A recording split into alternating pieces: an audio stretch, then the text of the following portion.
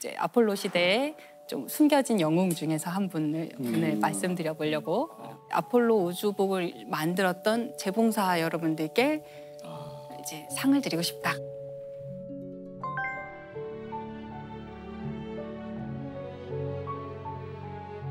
사람을 달에 보내는 이 일이 시작된 게 1960년대잖아요. 네. 이런 일을 처음 해보는 거였기 때문에 나사가 준비해야 될 게 너무너무 많았을 거예요. 처음부터 끝까지 전부 다 나사가 다 새로 도전해야 되는 일이었는데 그중에 하나가 우주복을 만드는 거였대요. 네. 사람이 우주로 나가면 맨몸으로 만약에 나가면 1분도 버틸 수 없고 바로 사망하거든요. 이게 왜냐면 이제 압력이 달라서 높은 산에 올라가면 물이 금방 끓는다고 하잖아요. 그래서 산꼭대기에서 라면을 끓이면 라면이 설익어요. 아직 뜨겁지 않은데 물이 끓어버려서 산만 올라가도 물이 금방 끓어버리는데 더 높이 올라가면 물이 얼마나 금방 끓겠어요. 그런데 사람의 몸은 70%가 물이죠. 우주로 나가면 사람의 체온 정도 36.5도의 체온으로도 물이 끓는 순간이 오는 거예요. 그럼 발화가 되는 건가요, 인체? 이게 뜨거운 건 아니에요. 온도는 낮은데 액체가 기체가 되는 거죠. 저희의 다 빠져나가는 70%가 기화돼 버리는 거예요. 그럼 이제 부풀어 오르거나 뭐 아주 끔찍한 일들이 벌어질 수 있겠죠. 그러니까 그걸 유지해 주는 게 되게 중요한 거예요. 그래서 압력을 가해 주는 가압복이 필요해요. 우주에 나가면 또 너무 뜨거워요. 또 햇빛을 안 보는 곳은 너무 차가워요. 달은 거의 뭐 한 200 몇십 도, 일교차가 200 몇십 도가 나거든요. 그런 것들을 다 이겨낼 수 있어야 되고 이렇게 벌키한 옷을 입고 활동을 하면 조금만 움직여도 열이 엄청 나요. 그러면 얘를 또 식혀줘야 돼요. 그래서 안에 이렇게 물이 이렇게 차가운 물을 흐르게 해서 냉각을 시키거든요. 그 모든 게 다 우주복 안에 있어요. 총화. 우리가 갖고 있는 과학. 그러니까 이게 사실 처음에 우리가 제일 알고 있는 우주복인데 이게 처음에 우리가 딱 봤을 때는 약간 도라에몽 느낌의 그 어떤 뭐랄까 웃기려고 만든 느낌이 있는데 귀엽고 이럴 수밖에 통통 뛰어다닐 것 없었네. 같고. 그렇죠. 처음에는 이 우주복을 아주 단단하게 만들려고 했대요. 그래서 금속이나 막 이런 걸로 안전하게 하려고 했는데 이게 마치 중세시대 갑옷처럼 된 거예요. 그래서 제가 사진을 하나 보여드리면 이게 한때 유행했던 디자인. 스타워즈에 이게 나오는 이게 옛날에 그죠? 스타워즈 영화에 보면 걔네들 누구죠? 제다이 말고 그 군사들 있잖아요. 제국군들. 네. 근데 얘는 우주복으로 제한된 거고요. 이게 이제 중세시대 갑옷이랑 너무 똑같지 않느냐. 이제 약간 비웃는 거죠. 이거 가지고 움직일 수 있겠느냐. 이게 왜냐면 이 달에 가는 우주 비행사들한테 요구되는 작업이 동전도 집을 수 있어야 된다. 그리고 방탄이 돼야 된다. 이었어요. 그건 쉽지 않을 것 같아요. 방탄이 되긴 조금 어려웠을 것 같아요. 한국에서 태어나야 돼요. 방탄 어려워. 일단 소년이 돼야 되고. 그렇죠. 예, 한국에서 태어나야 되고. 방탄은 왜 필요한 거예요? 그러니까 꼭 방탄까지는 우주에? 아니, 왜? 범죄에 노출될까 봐. 제다이들이 있을 수도 있으니까. 다 소용없을 텐데. 방탄은? 그만큼 튼튼해야 된다는 거죠. 내구성이 아주 좋아야 되고. 뭐가 이렇게 우주 먼지 같은 게 날아다니면서 이렇게 뚫어버리잖아요. 맞아, 그런 맞아. 것도 대비하는 건가요? 그런 것도 지금은 현대에는 대비를 해야 되죠. 지금 쓰레기들이 많죠. 네, 우주에 떠다니는 파편들이 너무 많아서 실제로 그런 것들이 위험하고요. 옷이 찢어지면은 우주에서는 우주복이 찢어지면 이제 그대로 너무 위험하니까요. 어떡하냐. 온도를 견디는 거, 유연하게 만드는 거, 우주에 있는 물질로부터 보호하는 거 이런 식으로 층층이 해가지고 21겹이나 되는 거예요. 그리고 얘가 그 애기들 입는 한 벌만 있는 옷을 우주복이라고 하잖아요. 그게 위아래가 붙어 있는 옷이거든요. 상의 하의가 붙어 있는 옷인데. 그걸 우주복이라고 불러요? 그 우주복이라고 불러요. 네, 그게 이제 이 우주복 컨셉에서 온 거죠. 한 벌에 다 붙어 있는 옷이에요. 이제 그 자체로 한 사람이 입을 수 있는 옷의 형태여야 되니까 그거를 다 일일이 누군가는 바느질을 해서 꾸며야 되는 거죠. 완전히 맞춤인 거죠. 이 아폴로 우주복을 만드신 분들이 영어식으로 심스트리스라고 부르는데 심스트리스가 이제 뒤에가 여성형으로 끝나잖아요. 뭐 스티어디스 이런 것처럼. 뭐야? 액트리스, 액터. 네네네. 전 지금 알았어요. 영어식으로 끝나는 게. 근데 이분들은 심스트리스 여성형만 있는 거예요. 그 솔기를 꼬매는 사람들 여성형만 있어요. 완전히 여성들인데 옷이랑 옷을 재봉을 하면 솔기가 생기잖아요. 이 솔기를 이렇게 접잖아요. 그러면 42겹 이상이 되는 거잖아요. 만약에 솔기를 잘못 처리하면.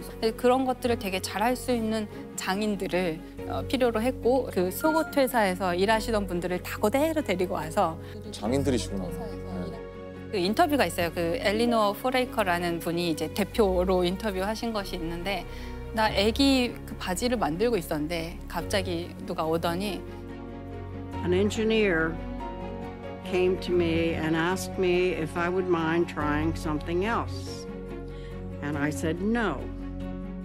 이번엔 대사이즈야. 아 그쵸 조그만 우주복 만들다가 이제 그래서 뭔지 모르고 괜찮아요라고 했더니 우주복을 만들러 갔다고. 진짜 황당했겠다. 영광이네요. 어찌 보면. 그렇죠. 그분은 이제 역사에 남으신 거죠. 그분들이. 근데 이때 그 재봉하는 게 네. 대단한 기술이었다고 21개. 하더라고요. 네. 원래 이제 재봉틀은 이 드르르륵 하고 네, 받고 그렇죠. 가잖아요. 근데 그렇게 하다가는 무슨 일이 일어날지 모르니까 기계를 쓰긴 했는데 한 번에 한 땀만 뜰 수 있게 해서 그게 뭐가 한 땀이 잘못되면 뭔가 사고가 크게 벌어질 수 있는 예를 들어서 그런 이게 가압복이니까 압력을 다 가해놨는데 어딘가 미세한 구멍이 있다. 세버리면.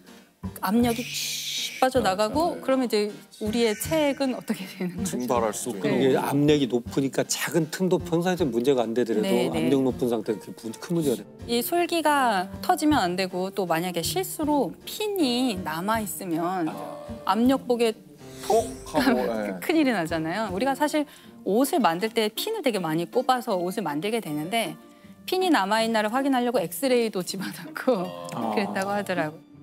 이 재봉사들도 처음에 정말 일이 막 많았을 때에는 잠을 못 자고 야근을 많이 했다고 하더라고요. 아침에 새벽 5시에 퇴근해서 아침 7시에 다시 출근하는 날도 많았다고 하시더라고요.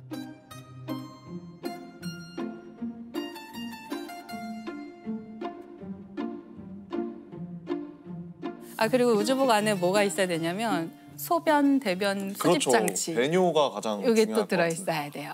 선생님 우주선 만드는 것보다 이게 더 힘든 것 같은데. 오, 맞아요. 피곤하네요. 이게 하나의 작은 개인용 우주선이라고 불러요. 그 안에 모든 게 다 있어요. 심지어 화장실까지 다 있는 거잖아요. 근데 선생님 화장실이 있다 그러셨잖아요. 네네. 이 대소변을 받아야 되는데 근데 이게 그 어떻게 닦아요? 일단 아니, 궁금하지 않아요? 입고 있는 동안은 닦을 수 없고요. 일단 닦지는 그렇죠. 못할 것 같아요. 근데 닦을 필요도 없게 다 아주 되겠죠. 근접하여 수집하는 장치가 아. 있고요. 그 되게 재밌는 일화가 하나 있는데 당시에 네. 다 우주인들 남성이었기 때문에 신체랑 그 관을 연결하는 그 첫 번째 부품을 이제 사람 신체의 크기에 맞게 맞춤형으로 만들어야 되는데 그 이제 처음에 만들 때 대중소가 있었대요. 우주인들 자존심 싸움이 장난 아니었겠는데. 되게 미묘한 문제인데. 네. 맞춤형으로 그런 거. 제작했다니까 뭐. 예, 맞춤형으로 제작해야 되니까 이 네. 크기를 정확하게 아는 게 되게 중요하거든요. 그렇겠네. 그 우주인들의 손도 다 틀로 떠놓을 정도예요. 근데 이거를 꼭 맞춰야만 하는 문제인데 모두가 다 대를 선택했대요. 본인 생각에. 자존심이에요. 네. 자존심 싸움. 서양도 비슷한가 서양도. 그러다 죽으려고. 그렇죠. 뭐 이게 만약에 새어 나오면 큰일이잖아요. 이게 그래서 나중에 이 사람들이 대, 특대, 특특대 이런 식으로 바꿨다고 하더라고요. 이 우주 개발 역사에 남게 되니까요. 그 자료가 네. 하나. 여기에 누가 들어가는 거야. 이 주제 되게 좋아하시네요. 제가 상을 주고 싶은 사람이 누굴지 이제 이런 상을 주려고 하는데 줄 사람들이 여러 넘어갔고, 경계를 네. 넘은 근원적인 질문을 던졌고. 사람들과 근원적인 질문을 던진 사람들에게 상을 주고 싶어서 쭉 생각해 보니까 여러 사람이 떠오르더라고요. 네. 데이비 크리스천이라고 빅 히스토리 네. 책을 쓴 사람도 있고 그 유발 하라리도 사실 사피엔스도 스티븐 핑커도 넣을 수 있을 것 같고 그 통섭이란 책을 쓴 에드워드 윌슨? 에드워드 윌슨도 넣을 수 있을 것 같고 여러 사람들이 있어요. 근데 그 가운데 제가 가장 상을 아마 첫 회에 주자면 이게 첫 회니까 네. 이러니까. 제러드 다이아몬드에게 책을 주는 게 가장 맞지 않을까.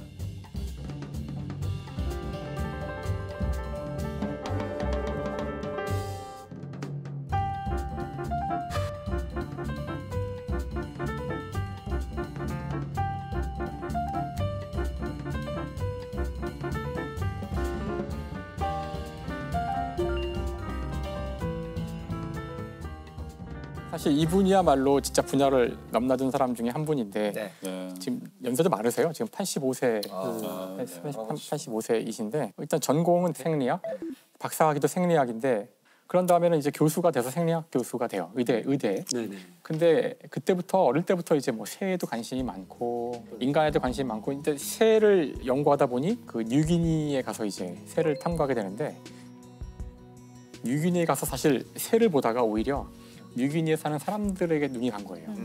거기 사는 사람과 사실 뉴기니는 또 아직 문명이 닿지 않았던 곳들이 많이 있었기 때문에 그래서 그곳의 사람들이랑 이야기를 하다가 이런 질문을 받게 되죠. 그 원주민 이름이 얄리라는 친구인데 이 친구가 이 제러드 다이먼트한테 질문을 해요. 왜 당신들 백인들은 이렇게 거대한 배를 만들고 그 배에 이렇게 엄청나게 진짜 상상도 할 수 없는 신기한 물건들을 갖고 오는데 왜 우리는 그것을 만들지 못하고 지금에 와서 이거 보고 있는 걸까 물어봐요. 바로 아까 제가 이야기했던 한 분야에서는 쉽게 할 수 없는 질문을 한 거죠. 왜 문명은 이렇게 저 유럽과 이 아시아에서만 이렇게 꽃피울 수 있었나? 일단 이게 과연 학문적인 질문인가? 이걸 과연 질문을 던졌을 때 답을 낼 수는 있는 건가? 이렇게 시작한 일이에요. 그리고서는 그때부터 연구를 시작하는 거죠. 그래서 책을 내는데 그게 이 책이죠. 이 청균세가 이제 퓰리처상을 받으면서 되게 유명해졌고 국내에서도 이제 많이 읽힌 책이었죠. 네. 근데 저거 많은 분들이 이제 사긴 했지만 읽지는 않으셨어요. 그래서 어디까지 읽었냐면 총까지 읽었다. 뭐 이런 분 있습니다. 나는 총이 제일 재밌거든. 저도 사실 다 못 읽었어요. 총까지 읽고 균 한 중간쯤 읽다가 안 읽었던. 다 못 읽었어요. 그러다가 막 코로나 뜨면서 다시 맞아요. 신균세가 무슨 내용인지 시청자 여러분들께 아주 간략하게 설명해 주신다면? 그러니까 사실 이 책을 쓰게 된 것은 아까 제가 얄리 이야기를 했잖아요. 네. 그러니까 그 질문에 대한 답을 하려고 쓴 거는 맞는데 이 책에서 이제 가장 그 상황을 드라마틱하게 보여주는 장면이 하나 나와요. 지금 무슨 뜻이냐면은 이제 신대륙이 구대륙에게 이제 완전히 그 점령을 당하는 그 결정적 사건이 하나 있거든요. 바로 이제 당시 그 에스파니아에 있는 그 사람들이 신대륙에 가서 거기에 있는 문명과 마주치죠. 마주치는데 거의 이쪽 에스파니아 쪽은 잘해봐야 스페인 쪽이죠. 스페인 쪽은 잘해봐야 한 몇백 명밖에 안 되는 사람들이고 물론 이제 군인들인데 상대는 몇만 명에 달하는 그런 병력을 가진 그런 문명이었는데 이 만남에서 그냥 일방적으로 저쪽 그 신대륙의 문명이 그냥 무너져 버려요. 그럼 그 순간 무슨 일이 일어났던 것일까? 그때 결정적인 차이점이 바로 이 스페인에서 온 구대륙 사람들은 손에 총을 들고 있었고 이 총은 철기로 돼 있는 새 금속 무기였고요. 하지만 그 한두 번의 전투만 가지고는 어떻게 그렇게 거대한 문명을 다 멸망시킬 수는 없는 거잖아요. 결정적으로 신대륙이 무너진 것은 바로 이 균. 바로 구대륙 사람들이 가지고 온 전염병 때문이었어요. 그러니까 몸에 있는 균인데 그 균이 구대륙 사람들에게는 별 문제가 되지 않았지만 신대륙 사람들은 한 번도 그런 균을 접해보지 못했기 때문에 면역력이 없었고 그것 때문에 인구의 거의 90%가 죽는데 그게 다 균 때문이었죠. 그럼 이건 이제 팩트고 이제 이 책의 질문은 왜 그렇다면은 그 사실 균에 대한 내성이 뛰어난 것조차도 이 구대륙 사람들이 더 우월하다는 증거인가? 여러 가지 질문을 할 수 있는데 도대체 왜 이 총균세를 그들은 갖고서 왔는가 하는 거죠. 그래서 이제 그것에 대한 답을 차근차근 찾아가기 시작해요. 그래서 사실 이 책의 결론은 한 줄이에요. 그 두 대륙이 갖고 있는 지정학적, 지리학적인 차이 때문이라는 거예요. 그래서 이 구대륙은 인간이 살기에 좋은 이 온대 지방이 굉장히 넓게 분포가 돼 있어요. 아마 아시아부터 유럽까지를 쭉 생각해 보시면 굉장히 넓은 지역에 저 사람들이 많이 살고 있었고 그 수많은 사람들이 문명을 만들어서 교류를 하면서 지식을 서로 공유하고 그런 지식 가운데 하나가 이 총과 새와 같은 걸 만드는 그런 기술들이겠죠. 뿐만 아니라 이 넓은 지역이다 보니 여기에는 수많은 인간이 작물로 삼을 수 있는 식물과 그다음에 가축들이 있었다는 거예요. 그런 것들이 사실 균과 관련되는데 이 가축을 키우게 되면 이제 필연적으로 가축이 갖고 있는 여러 가지 균들이 우리가 만나게 돼요. 그래서 일찌감치 그런 가축들을 많이 가지고 있었던 이 구대륙 사람들은 이미 균에 많이 적응이 돼서 많은 사람이 죽긴 했지만 그 대가를 치르고서 내성을 갖게 됐지만 신대륙은 이런 대형 포유류도 없었고 왜냐하면 바로 신대륙의 구조가 이 남북 방향으로는 좁고 길게 되어 있는 구조거든요. 여기 사람이 잘 살 수 있는 지역은 온대 아주 짧은 지역밖에 없는 거죠. 그다음에 여기는 충분히 큰 그런 포유류도 없었고 수많은 작물도 없었고 그 구대륙 사람들이 두 문명이 만났을 때 일방적으로 우위에 있었다는 거예요.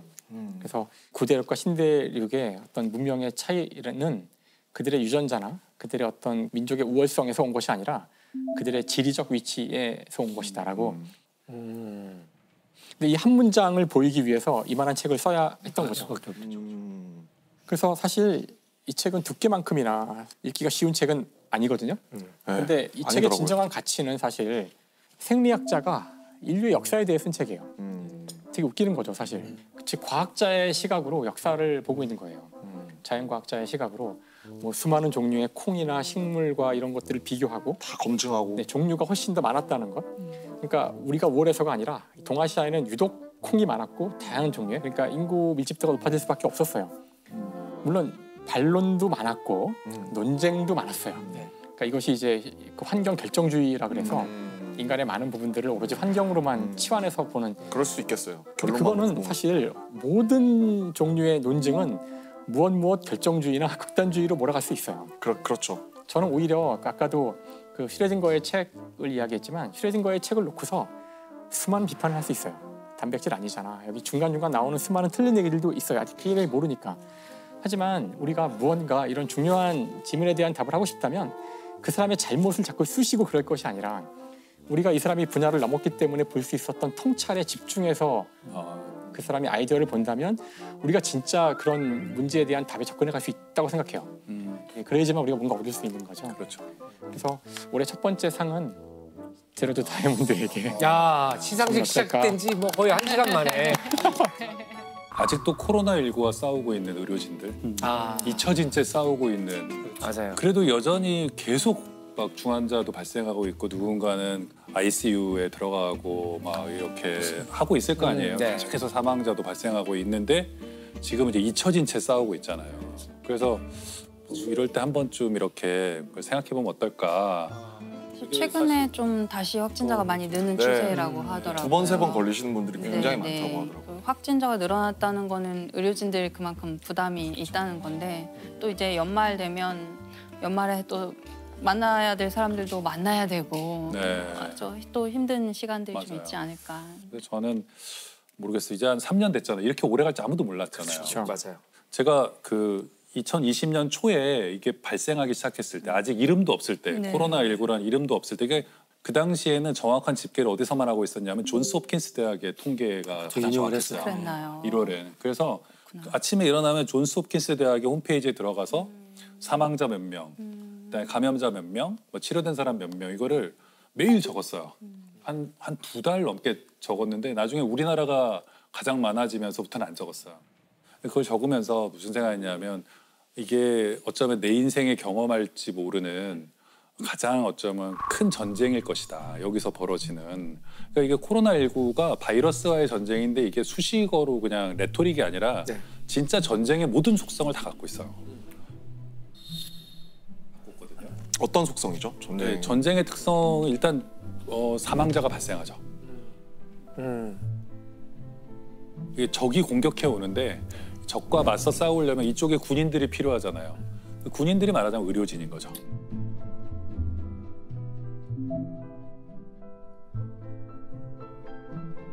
그래서 초반에는 그래서 중국도 그렇고 의료진의 사망자가 많았어요. 전선에서 싸우니까 이 군인들이 처음에 이제 준비가 돼 있어야 되고 또 군수 물자가 필요하잖아요. 처음에 마스크도 없어가지고 우리가 막 마스크 매점 매석하고 그랬잖아요. 맞아요. 마스크 품절나고 그랬죠. 네.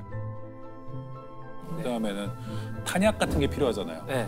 그게 이제 백신이죠. 백신이 올 때까지 굉장히 오래 버텨야만 했잖아요. 근데 오래 지속된 전쟁이 그렇듯이 한 3년쯤 되니까 이제 사람들이 익숙해지고. 익숙해졌죠. 근데 저는 가끔 이제 옛날 신문도 찾아보거든요. 네. 그러면 1953년에 휴전이 되기 전에 어땠을까. 요새 옛날 신문 검색할 수 있잖아요. 네. 보면 굉장히 한가로워요.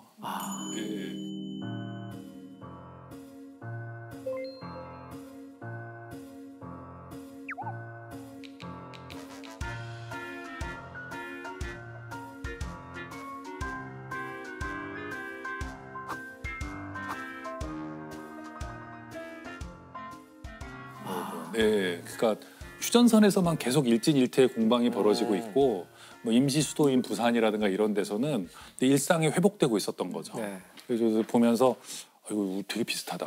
우리 지금 삶하고 어디선가는 서서히 무뎌지면서 이제 뭐 그냥 일상을 살아가고 있지만 뭐 어디선가 누군가는 계속 이제 그걸 직면하고 있는 거죠. 그리고 2020년에 겪었던 의료진들의 무슨 예를 들면 PTSD 같은 게 지금이라고 없을 리도 없잖아요. 그렇죠. 죽음에는 무뎌지지 않으니까 그들은 계속 어떤 심리적인 문제도 겪을 것이고 또 막 이런데 어쨌든 가장 큰 차이는 현재는 사람들이 별 관심이 없다는 거. 그래서 뭐 그분들을 이렇게 뭘 얘기를 하고 싶었어요. 저도 그즈음에 이제 저희 가족분이 아프셔가지고 이제 그 코로나로 그런 건 아니었는데 종합병원 진짜 전쟁터였어요. 내가 보호자인데 왜 병실에 못 들어가냐부터 시작해서 여기저기 싸우는 소리예요. 네. 근데 그 의료진들은 얼굴이 딱 봐도 이분들 잠을 못 잤어요. 그렇죠. 머리도 다 엉망이고. 그런데 와, 나 같으면 못하겠다. 나 같은 직업이 저거라도. 아직도 현장에서 고생하시는 분들이 굉장히 많이 계시죠. 그러게요. 코로나19 초기에는 그 의료진의 자녀들을 학교에 등교시키지 말라는 그런 게 뭐 여러 나라에서 보고됐어요. 너 엄마가 간호사잖아. 그러면 환자들이랑 너 접촉할 환자 거잖아. 했으니까 오지 마. 그래가지고 그러니까 의료진 집에 아예 못 갔었어요. 네. 집을 못 들어가는 거예요. 집에서 좀 안 그 왔으면 병원에 좋겠다. 입원 환자 있다면서 못 오고. 그러니까 전쟁 중인데 군인들을 우리가 탄압하고 군인 자식들을 집에서 막 그 오히려 혐오하고 그러는 거죠. 그 공포를 느꼈던 것 사람들이 같아요. 두려우니까 계속 그렇게 찾는 거죠. 코로나19 참 힘든 싸움이었어요. 네네. 지금 생각해 보면 우리가 이제 많이 이제 익숙해져서 그렇지 이게 다른 전쟁과 좀 다른 게 인간다움을 이용해서 공격했잖아요. 그러니까 우리가 사회적 동물로서 서로 친하게 지내고 싶고 다른 사람하고 밥을 먹고 싶고 술을 먹고 뭐 이렇게 가까이 지내고 싶은 어떤 그런 친교의 욕구, 친밀감에 대한 희구 이런 것들을 파고들었기 때문에 인간의 본성하고 되게 안 맞았어요. 이게 나하고 가장 밀접 접촉한 사람이 다 노출돼 버리니까.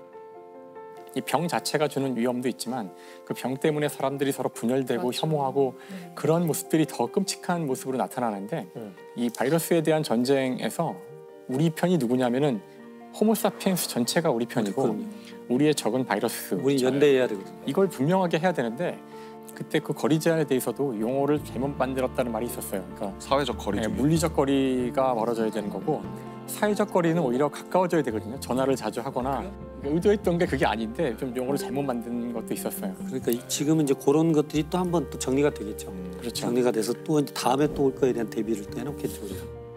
대학이 완 초토화됐었죠. 그렇죠. 학생이 없는 캠퍼스. 말이 안 돼. 사실 상상도 정말, 못하는 일이었죠. 그때. 정말 우울한 캠퍼스의 모습을 보면서 예상할 수는 있지만 학생들이 대학에서 수업을 듣는 것만이 아니라 네. 자기들의 문화를 만들고 서로들 간에 모여서 맞아요. 사회를 만들고 이것이 얼마나 중요한지도 또 깨닫게 돼서 2년간 그게 없었잖아요. 그래서 이번 올해부터 이제 올 2학기부터 2년 반이 지나서야 이제 비로소 학교에 학생들이 와서 이제 다시 학생회를 조직하고 다시 뭔가 그 전의 문화를 만들어 보려고 하는데 안 돼요. 갭이 있잖아요. 이걸 기억하는 사람이 별로 없어서 정말 저도 깜짝깜짝 놀랄 때가 많은데 학생회에서 와가지고 뭐 예를 들어서 저희가 MT를 가려고 합니다. 그래서 그래 MT 좀 가야지 너희들 지난 2년 반 동안 못 갔잖아. 근데 MT를 가려면 어떻게 해야 되나요? 이끌어줄 선배가 뭐 후유증이 있구나. 어디로 뭐 돈을 걷어야 되나 뭐 하나도 애들이 모르는 거야. 뭐 축제를 해야 되는데 뭐 뭘 어떻게 해야 되는지를 아는 단절이 애가 돼가지고. 없는 거예요. 그러니까 사실 이게 우리가 너무나 그동안에 당연하게 굴러가고 있었던 사회의 많은 것들이 사실 이게 전수가 되었던 거잖아요.